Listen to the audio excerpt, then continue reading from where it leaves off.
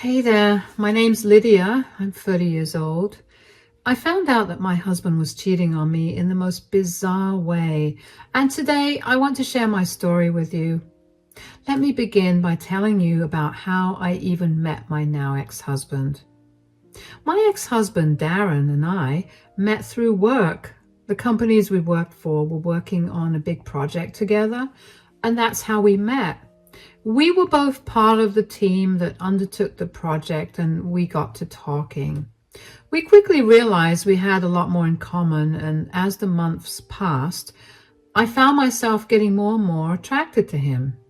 What was most attractive about Darren was his work ethic at that time. He was a real go-getter and did not stop working hard until he completed his task. I liked that, and so after we were done with the project, I asked him out. One date turned into two, and then two to three, and before I knew it, we were in a relationship. Darren remained a charming, hardworking man for the 3 years that we dated. He made sure to always take care of me and always encouraged me to work towards a better future. We moved in after dating for 2 years, and at the end of our third year together, Darren proposed to me. I was over the moon about it and was super excited to marry him. At that time, I envisioned us living comfortable and successful lives. Boy, was I wrong. About a year after we got married, Darren's company began letting people go, and unfortunately, he was one of them. Darren was beyond upset that his company let him go, and honestly, so was I. He was one of the best employees that the company had, and it was super upsetting to see Darren so low.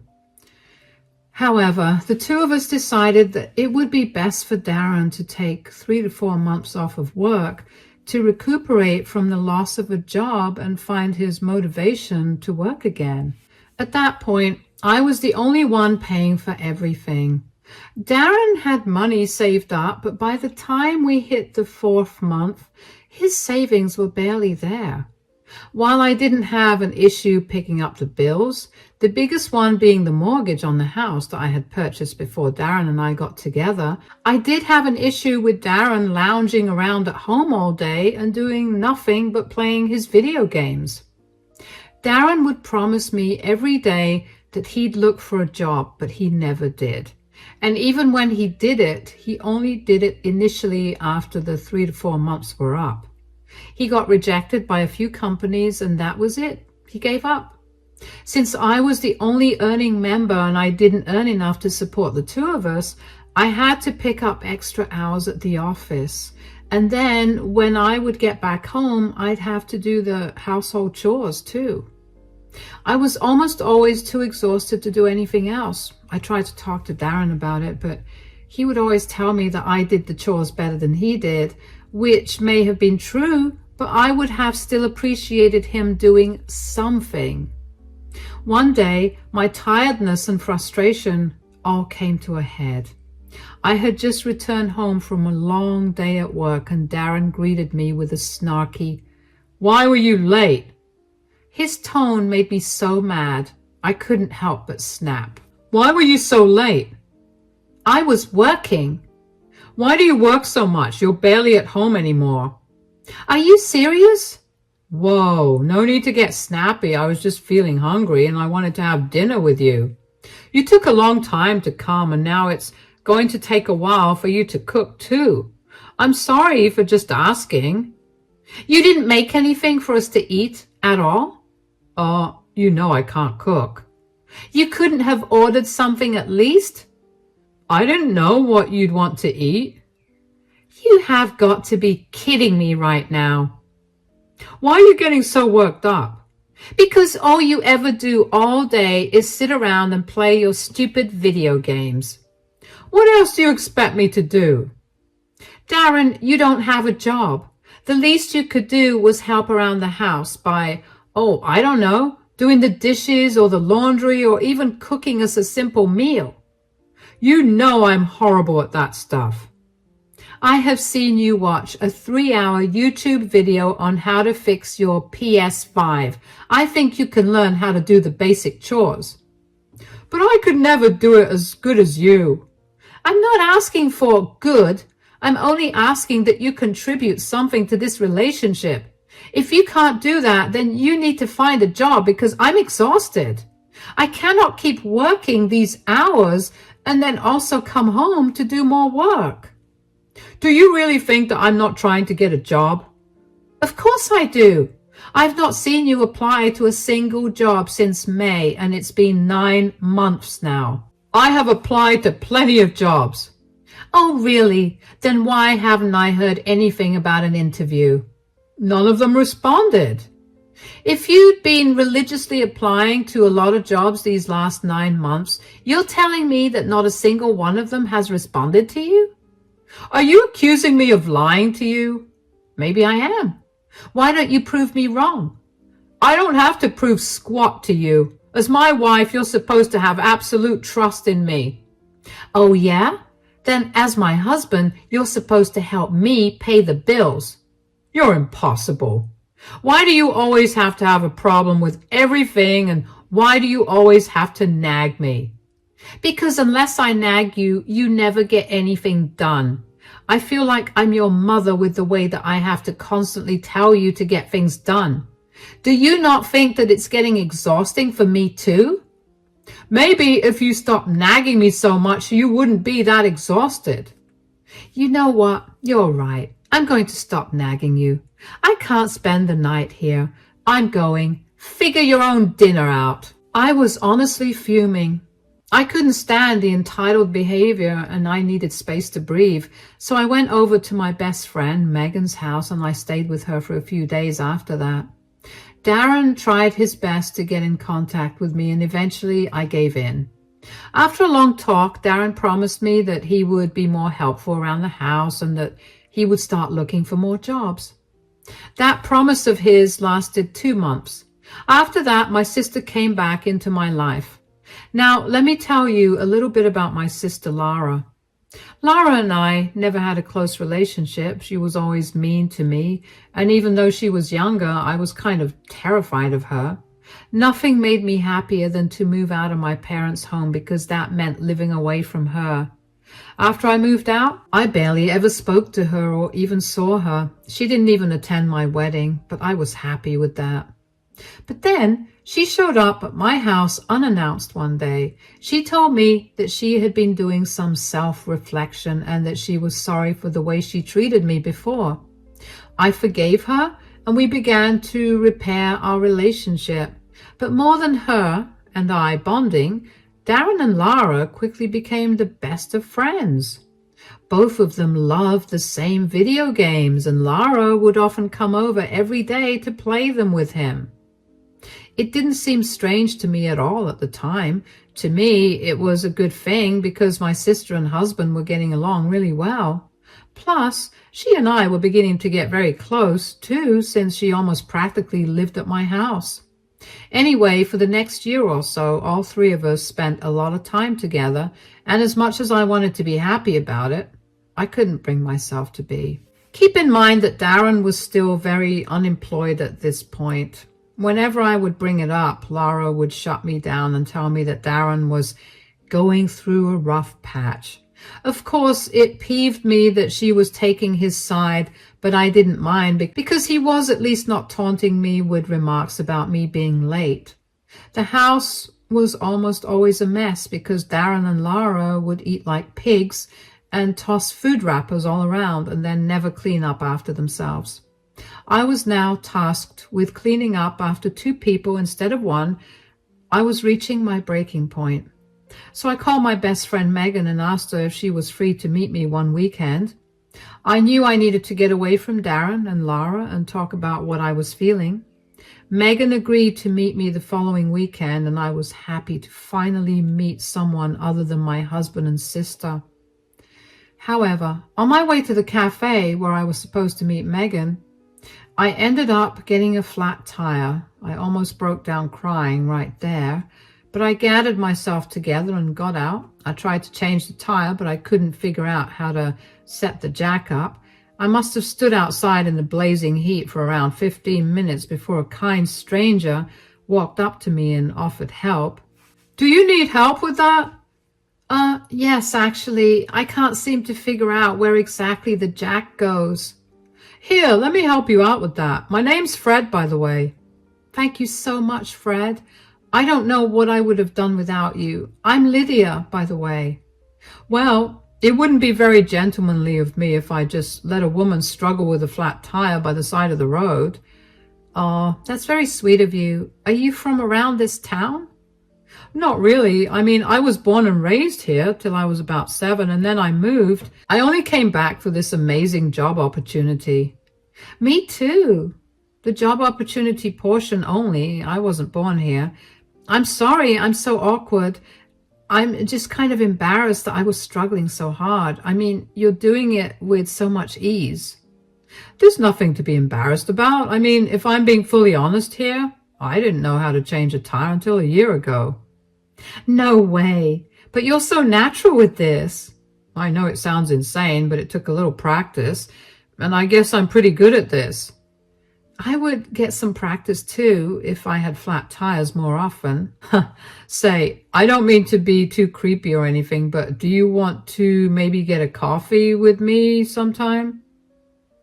That's a very sweet offer, but I'm married. Oh, that's too bad. Oh, what happened? I guess I asked you too soon about that coffee. If I had just waited a few seconds longer, I would have seen this GPS tracker and backed off. GPS tracker? I didn't know that was there. You didn't? Then I guess your husband put it in your car when you weren't aware. Oh my gosh, this is even more embarrassing. I wouldn't say that. Don't worry about it too much. It should be criminal how easy it is to stalk someone these days. In my opinion, you should just have a word about this with your husband. Yeah, I probably will, actually. Anyways, you're all done. Thank you so much again, Fred. I really owe you one. How about you buy me a coffee, but only as friends? Here's my card. Text me whenever. Sure thing. While I was grateful that someone was there to help me out, I couldn't help but think about what the GPS tracker was doing on my car. I couldn't reason out an excuse for Darren to put it on my car at all. I tried to think of when he could have put it on my car, especially since we each have our own cars and very rarely drive each other's cars. The only thing that came to mind was the day he told me that he was going to get my car serviced a year ago, which I found very odd because he was always adamant about me doing that by myself.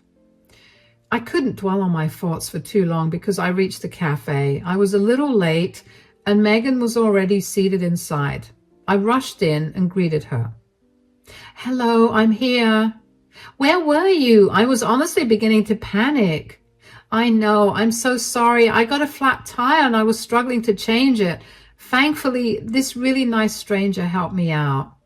Oh, was he cute? Cut it out, Megan. I'm married.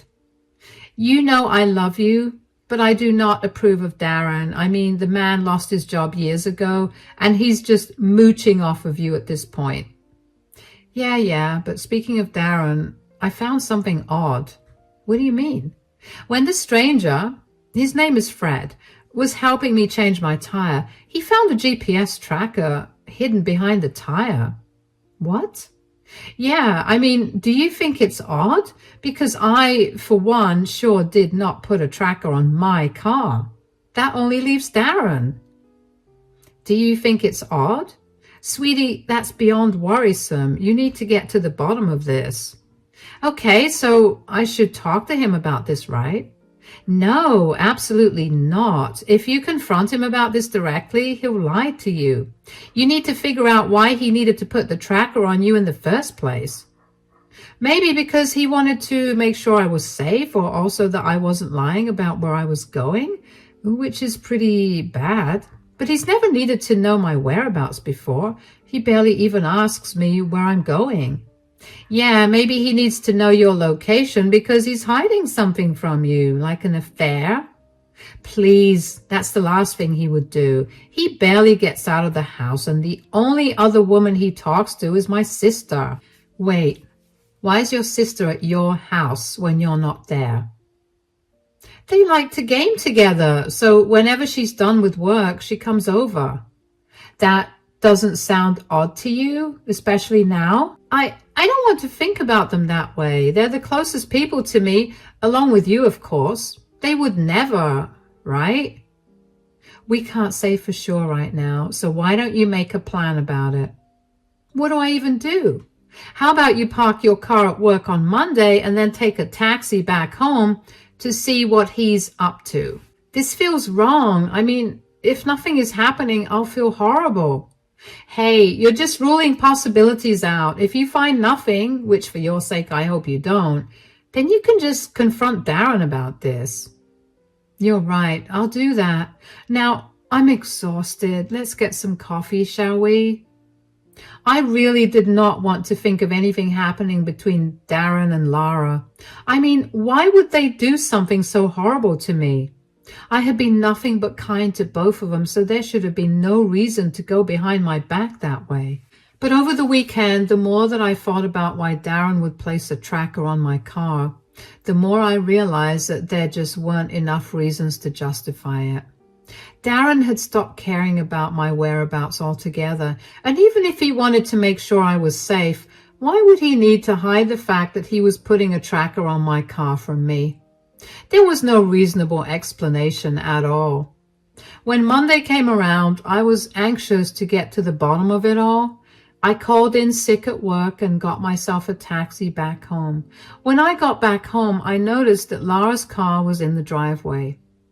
You need to understand that I leave for work at around 8 in the morning, and at 9 a.m., Lara's car was in my driveway. I always assumed that she came over only during the afternoons, but clearly that was not the case. I walked into the house with my heart pounding. At first, everything was quiet, until I heard the sound of the bed in our bedroom creaking. I grabbed my phone and opened the camera. I quietly opened the bedroom door and saw Darren and Lara in bed together. I snapped a few pictures of them. I felt numb at that point. I barely even remember what exactly happened after that, but I also made sure to record the entire conversation that I had with them.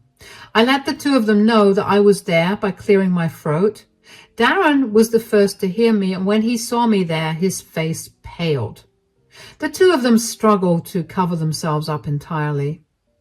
What are you doing here? You were supposed to be at work. I made sure you were. I parked my car at work and took a taxi back home. That's right. I know about the GPS tracker. I came back to see if you were hiding something, but why does that matter? The real question is, what are the two of you doing? What does it look like, Lydia? No, it isn't. It isn't what it looks like. Oh, really? It looks like the two of you are sleeping with each other. What else could this be? It was a mistake. I'm sorry. Please don't leave me. A mistake? No mistake happens every day for a year. This has been going on for a year now? Lara, could you just shut up for a second? First of all, stop lying to me. And secondly, don't tell Lara to shut up. At least she's telling me the truth. Look, I messed up. I feel bad right now, and I really want you to forgive me. Why did you do it? What did I not do for you to cheat on me? You're perfect. It's not you. It's me. I swear. I just was alone all day at home, and I had no one to talk to. When Lara came back, it felt nice. I felt heard and seen again. You know, you'd have had me around a lot more if you'd just gotten a job. I had to pick up extra shifts just to cover for us. This excuse of yours is beyond pathetic. Oh yeah, it is. He's actually never stopped talking about how boring you are and how you're not as pretty as me. Not to mention how old you've gotten. Lara! Wow, Darren, you're a disgusting man. And you, Lara? I know we've had our ups and downs, but this? I never expected this from you. I don't know what I did to make you hate me this much, but I'm sure whatever it was not enough for you to sleep with my husband. Both of you are disgusting, vile human beings. I want nothing to do with either of you anymore. Fine by me. And for the record, you've always gotten whatever you wanted. You were always favored by mom and dad. The only place I excelled in that you didn't was the dating scene. And it's not my fault that your pathetic husband couldn't keep it in his pants. You broke my marriage because you were jealous? That's pathetic. You can go ahead and leave now. Lydia, please don't leave me. I'm begging you. I promise I'll get a job. Save it. I can barely look at you right now because all I want to do is punch you. So get out of my sight now. My heart felt like it was shattered. I don't know how I held myself up without sobbing, but I managed to do that until both Darren and Lara left. I couldn't believe that my husband and my sister were sleeping together for a year. After all I did for Darren, this is what I got in return. And Lara? I thought we were finally getting better. But she was only there to sleep with my husband. She just came to me so she could ruin my life yet again. I updated Megan about everything that happened, and she was over at my house in a jiffy. She stayed with me until I was no longer spontaneously weeping, and then also helped me find a good divorce lawyer. It was a great thing that Darren and I hadn't had any kids, because this was the last thing I'd want them to go through. Darren kept trying to contact me and get me to forgive him, but I refused to listen to him. We had thankfully signed prenups before getting married, so there was no issue about the division of assets. My only issue was that Darren refused to sign the divorce papers. I'm just super lucky that I live in a state where if your spouse doesn't respond to the papers, it becomes a no-fault divorce and the judge gets to approve or disapprove of the divorce. With the evidence I had against Darren for his infidelity and his neglect, the judge barely had to think before approving my divorce. Darren had unwittingly sped up the process of our divorce. It wasn't until 2 months later that he even realized that we were divorced. The only way he found out was because his mother called me to ask me how I could be so crappy to him. I asked her what she meant, and she informed me that Darren had told her that I had been financially abusing Darren and that I had been bringing multiple men home because I thought Darren was not good enough. Of course, I was enraged, and I told her the truth and informed her that we'd been divorced already. I sent her the proof of Darren's affair as well. Let's just say that was not a good thing for Darren. He showed up at my door 3 days later looking miserable. What are you doing here? Did you take pictures of Lara and me that day? Whoa, why are you asking me that? Because my parents found out and now they've kicked me out of the house. Oh yeah, I did. I initially was not going to, but then I found out that you'd been telling them that I accused you of cheating on me and then did not believe you when you told me otherwise. I had to defend my honor, so I sent them the picture. What is wrong with you? I have no house and no money to go anywhere. Oh, you should have thought of that before you cheated on me with my sister. I told you that I felt sorry for what I did. Feeling sorry doesn't erase what you did. You are the only one to blame for where you are right now. Fine, but I'm moving back in here. No, you're not. I have nowhere to go. Do you really not feel an ounce of sympathy or pity for me? Why should I? I was the one that worked my butt off to provide for both of us. I barely slept for 2 years just so we could have food on our plates. I sacrificed everything to give us a comfortable life. And all for what? For you to cheat on me? Did you care about me when you were sleeping with my sister? You put a tracking device on my car, for crying out loud. It was a mistake. No, that was not a mistake. Do you know what was a mistake, though? Me trusting you. Me covering for you for years when you didn't have a job. I should have left you as soon as I realized that you were never actually going to look for another job. I was a stupid fool for doing that. But now I've learned from my mistake, and I'm not letting you back into my life ever again. You can't just throw away a 6-year relationship like that. Come on, everybody makes some mistakes. I promise I won't do this again. Please just let me live here till I get back on my feet. I promise I'll look for a job. It's been 3 months since we finalized the divorce and you still haven't found a job. I don't see any reason to believe you. Now get off my property. I'm tired from work and I don't want to deal with you. Figure your things out by yourself. Goodbye. I couldn't believe the audacity that Darren had to come back to me after we got divorced, only to beg me to give him a roof over his head. I gave him a roof over his head for 2 years too long before I realized I was getting scammed. Not to mention the very fact that he still could not own up to his actions, and he still blamed everyone and everything else but himself, and made me feel so angry. Darren did not leave my doorstep that day, so I had to call the police on him and they escorted him off my property. For a while after that, I hadn't heard anything about or from Darren, and I finally began to feel at ease. At some point, though, a mutual friend texted me to let me know that Darren had been going around telling everyone that I cheated. But since I owned our house, I could kick him out, and I did that. Honestly, I didn't care much at that point. A lot of these mutual friends of ours were barely close with me, and I saw no need to defend myself. Although I did send the pictures of Darren and Lara in bed together to the mutual friend who contacted me. What happened after that was none of my concern. Of course, the truth spread like wildfire among them, and a lot of them reached out to me to check in on me. A few of them did contact me only to tell me that I was a horrible person for fabricating evidence of Darren cheating and to call me a crazy lady. While I did appreciate the friends who did contact me to make sure I was doing all right, I couldn't care less about the people who call me crazy. I mean, I knew that those were the people that Darren was leeching off of, and the only thing that I had to say to them was good luck. He's your problem now. Besides, I blocked everyone and decided that it was time for me to move on from this atrocity and start living fresh again.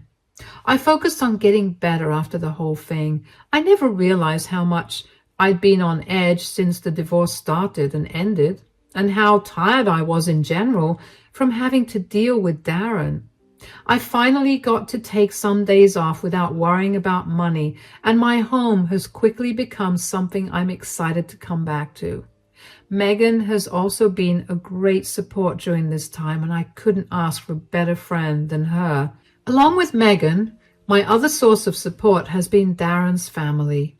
Yes, they're on my side. They were beyond disappointed with Darren's behavior, and they cut all ties with him. That probably made him even more desperate for a job and a place to live. Not that it was any of my business. As for my family, everyone's cut ties with Lara, and she's been left to fend for her own self. My parents kicked her out of their home and told her to only come back when she truly felt sorry for what she did.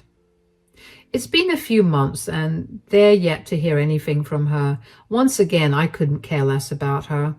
As far as I'm concerned, she's dead to me. On a kind of unrelated note, though, I did eventually give the stranger who helped me out with my tire, Fred, a call, and we met up over coffee. I'm not yet ready to date anyone, but that was a nice start.